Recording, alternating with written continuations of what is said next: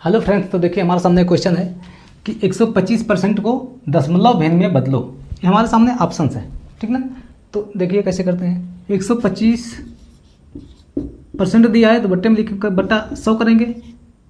अब इससे इसमें भाग देंगे तो 1.25 ये हमारा आंसर है, ठीक है, जो कि ऑप्शन नंबर सी सही है।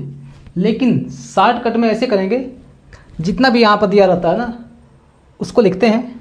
देखिए यहाँ पर दिया है 125%, हम परसेंटेज हटा देंगे और दो स्थान पर इधर से गिनकर दशमलव लगा देंगे। ये हमारा आंसर हो गया। ओके, ठीक।